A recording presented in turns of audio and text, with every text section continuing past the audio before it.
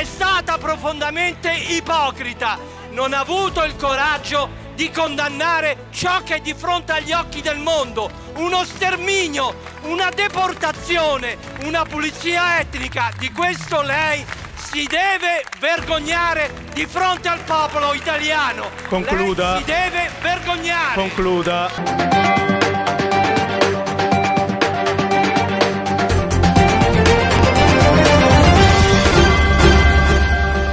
Oduu teenyaa jalqabaatiin pirezidaantoonni naannolee hundaa walga'ii ariifachiisaatiif magaalaa Jimmaa galaa jiru jedhame.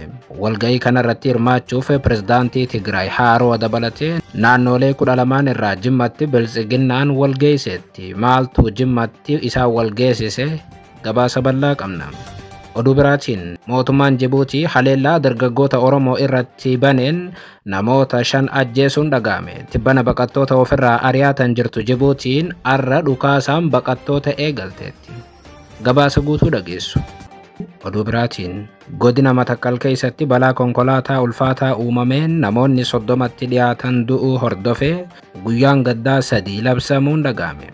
Kanaanis guyyoota 3 dhufu muuziqaa dhaggeeffachuun hin hayyamamu jedhame. Beenishaangul Gumuzitti balaa ulfaataan uumamuu hordofee pirezidaantiin naannichaa Jimmatti argaman ibsa gaddaa baasaniiru isin biraan geenya.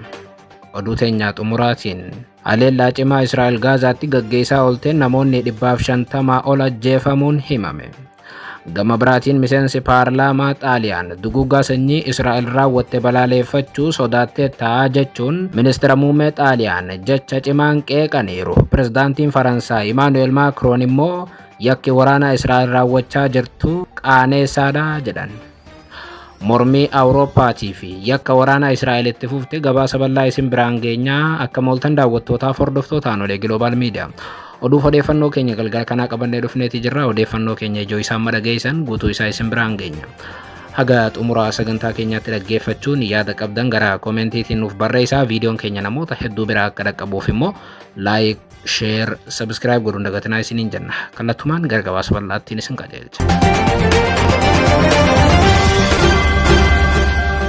Oduu teenyaa jalqabaatiin pirezidaantoonni naannolee hundaa walga'ii ariifachiisaatiif magaalaa Jimmaa galaa jiru jedhame. Walga'ii kanarratti hirmaachuuf pirezidaantii Tigraay Haaroo dabalatee naannolee 12 irraa Jimmatti biltsiginnaan walgeesseetti.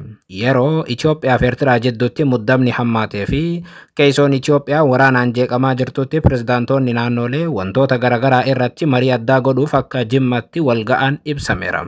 Galgala irraa oduu Jimmarraa dhaga'ameen pirezidaantii itti aanaa paartii badhaadhinaa obbo Adam Faaraa dabalatee pirezidaantoonni olaanoon mootummaa federaalaaf naannolee Jimma dhaqqabaniiru.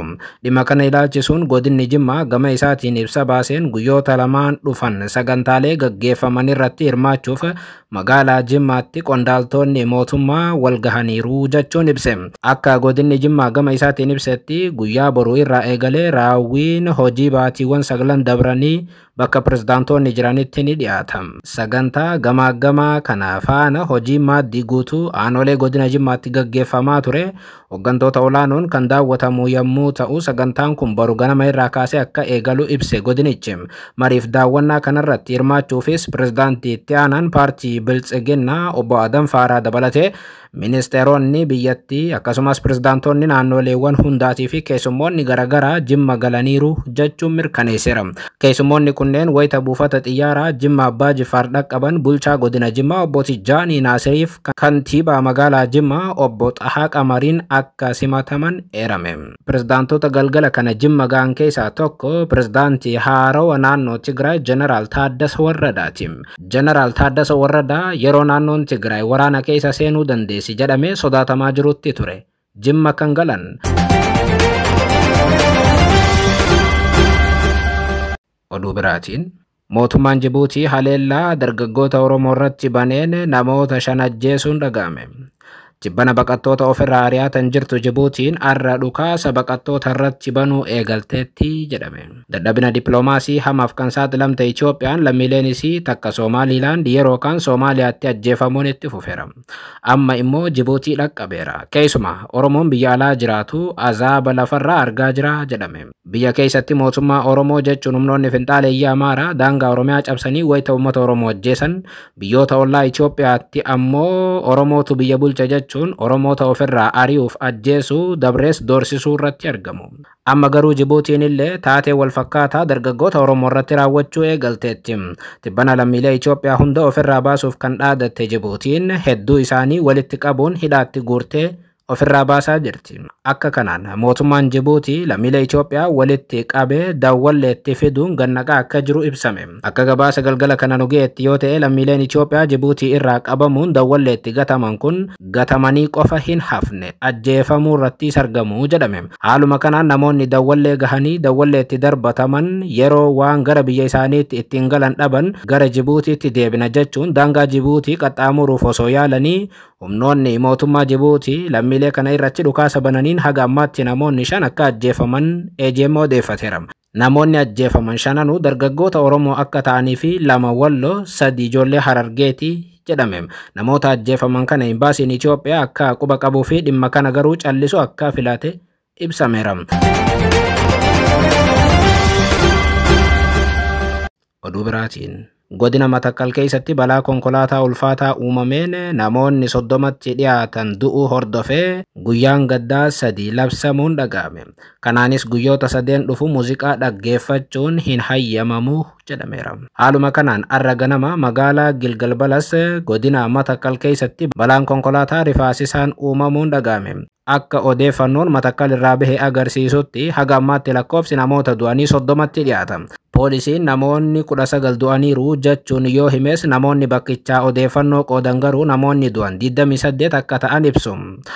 Hedduun isaanii miidhamanii hospitaalatti argamu.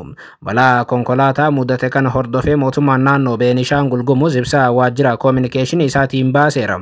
Kanaanis miidhaa gahee fi lubbuu namaa badeef gadduu mootummaan naannichaa ibseera. Mootummaan naannoo Beenishaangul Gumuz gama isaatiin ganamaarraa naannoo sa'aatii 3tti naannoo Amaaraa magaalaa Chaagni irraa dhufuun naannoo Beenishaangul Gumuz godina Matakkal magaalaa Gilgal Balas jedhamtutti konkolaataan kufee lubbuun namaa darbuu fi qabeenya irratti miidhaan ga'eeraa jechuu yaadachiise. Lammiilee balaa kanaan miidhamanis gargaarsi taasifamaa fi akka jiru beeksise mootummichi. Pirezidaantiin naannoo Beenishaangul Gumuz galgala kana magaalaa Jimmaa kan seenan yoo ta'u, achuma magaalaa Jimmaa irraa Ashaadliyasanis fuula Facebook isaanii irratti gaddeetti dhaga'amu barreesseera. Dhimmuma kanaan wal qabatee odeeffannoo sa'aatii tokko dura bulchiinsi godina Matakkal qoodeen immoo waan hin baratamneetu dhaga'ame. Kanaanis godinni Matakkal addatti balaa konkolaataa guddaa magaalaa Balas keessatti mudate kana hordofee guyyaa 3f guyyaa gaddaa jechuun labseera. Haaluma kanaan dhaabbileen daldalaatii fi hoteelonni godina Matakkal baruu irraa eegalee guyyoota 3f walitti aansuun muuziqaa kamiyyuu taphachuus ta'ee banuudhaaf hin hayyamamu jedhe godinichi. Kan nama gaddisiisu garuu balaan konkolaataa kun kan mudate konkolaataan loodar jedhamuun beekamu iskaavaatara fe'ee otoo deemuu daandii irraa maquun mana nyaataa suuqiiwwanii fi baajaajiiwwan fuula isaa dura jiran irra ba'uun balichi uumame jedhame.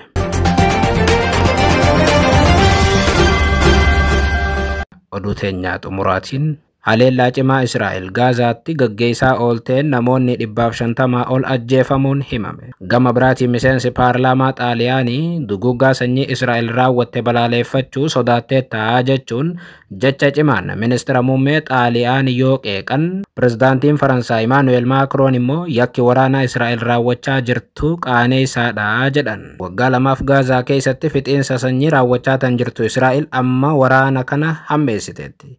Haaluma kanaan arra ganama irraa eegaluun gocha bineensummaa Israa'el raawwatteen namoonni 150 ol dhumaniiru. Hundi isaanii namoota nagaatii jedhame. Aljaziiraan gabaasa sa'a muraasa dura qoodeen haleellaan Israa'el kun barii irraa kaasee Gaazaa keessatti gaggeeffamaa kan jiru yoo ta'u, namoonni ajjeefaman ammayyuu dabalaa jiru. Israa'el erga weerara fixeensaa eegalte akka jedhamutti namoota nagaa qofa 54,000 ol ajjeeftetti, garuu namoonni kun 70,000 ol akka dabran ni tilmaamama. Waraana hamaa Israa'el amma gaggeessaa jirtu kana addunyaan qeequrratti argamti. Waraana kana ilaalchisee biyyi garii garuu calliftee ilaaluu filatteetti. Biyyoota waraana kana callisuun ilaalan keessaa Xaaliyaan takka yoo taatu, arra garuu paarlaamaa Xaaliyaan keessatti dhimma kanaan wal qabatee mormiin dhalateera. Di condannare ciò che di fronte agli occhi del mondo, uno sterminio, una deportazione, una pulizia etnica, di questo lei si deve vergognare di fronte al popolo italiano. Concluda. Lei si deve vergognare. Concluda. Haaluma kanaan miseensi paarlaamaa Xaaliyaanii Gaazaa irratti yakka waraanaa raawwatame. Ministeerri muummee Xaaliyaan callisuun fudhatama hin qabu jechuun qeeqanna. Namni siyaasaa Xaaliyaan Anjeelo Booneelii jedhaman ministeera muummee Xaaliyaan Joorjiyaa Meeloonii fakkeessitu jechuun qeeqan. Anjeelo Booneeliin muummichi ministeeraa Xaaliyaanii yeroo Israa'el Gaazaa irratti waraana gaggeessaa jirtu kanatti duguggaa sanyiitii fi qulqulleessuu sabaa Falastiinota irratti raawwatame balaaleffachuu dhabuun waan qaaneessaadha jedhan. Booneeliin muummittii ministeeraa tana dura taa'uun paarlaamaa irraa haasawa taasisaniin akkas jechuun dubbatan. Joorjiyaa Meeloonii arra garuu fakkeessaa jirta. Waan addunyaan guutuun ifatti argitu ati calliftee ilaalteetta. Duguggaa sanyii Israa'el raawwataa jirtu biyya ari'uu fi saba qulqulleessuu balaaleffachuuf hamilee dhabdeetta jechuun, kanaaf ati ammatti ummata Xaaliyaanii fuulduratti qaana'uu qabda jechuun jecha cimaan qeeqan. Miira aariitiin yoo dubbatan Booneeliin akkas jedhan. Fakkeessummaan keenya ajaa'iba, na jibbisiises. Akka haadha takkaatti daa'imman 18,000 ol ajjeefaman ilaaltee osoo argitu sitti hin dhaga'amu jechuun gaafatan. Ati yoo xiqqaate muummicha ministeera addatti baaftee balaaleffachuufillee hamilee hin qabdu. Kun waan qaaneessaadha jechuun fuula isii dura taa'uun itti dubbataniiru. Mormiin nama siyaasaa kun kan dhaga'ame mootummaan Xaaliyaanii gocha ammeenyaa Gaazaa keessatti raawwatame callisaan ilaalaa jira jechuun wayita biyyoonni Awurooppaa qeeqaa jiranittidha. Kun kanaan osoo jiru tibbana pirezidaantiin Faransaay Emmanuel Macronis gochi Israa'el raawwataa jirtu qaaneessaadha jedhan. Macron gocha ministeerri muummee Israa'el Benyamin Netanyahuun Gaazaa keessatti raawwachaa jiran qaaniif salphina jechuun ibsan. Dabaluunis kun duguggaa sanyii ta'uuf dhiisuu isaa kan murteessu muummicha ministeeraa yookaan ana osoo hin taane dhaabbata dhimma kana qoratuudha hayyoota seenaatii jedhan. Gaaffiif deebii TFY waliin taasisaniin Macron ani hooggantoota muraasa daangaa Masriitii fi Gaazaa daawwatan keessaa tokko erga jedhanii booda waan baay'ee nama dhiphisu argeera jechuun himan. Gargaarsi Faransaayii fi biyyoonni biroo kennanis Israa'elootaan gufachaa jira jechuun mufannaa cimaan dubbatan. Macron dhimma waliigaltee tumsaa gamtaa Awurooppaatii fi Israa'el jidduu jiru gamaggamuunis barbaachisaadha jedhan. Amma booda tumsi Awurooppaan Netanyahuuf taasiftu dhaabbachuun irra jiraata. Yakka waraanaa Netanyahu raawwachaa jiru dura dhaabbachuun falas jedhan. Akkuma yaadatamu kanaan dura ministeerri dhimma alaa Faransaay karoora Israa'el Gaazaa to'achuudhaaf qabdu tasuma akka hin fudhannee fi Faransaay dhimmicha ni balaaleffatti jedhan. Kun kanaan otoo jiru torbaanota dura akkuma isin biraan geenye pirezidaantiin Faransaay Emmanuel Macron mootummaa Falastiiniif beekamtii kennuuf akka jiran ibsanii turuunis ni yaadatama. Wanti amma biyyoota lixaa garii keessaa mul'atu hedduun isaa Netanyahu fi biyyoonni lixaa wal dhabuu isaaniiti. Yeroo gaarii.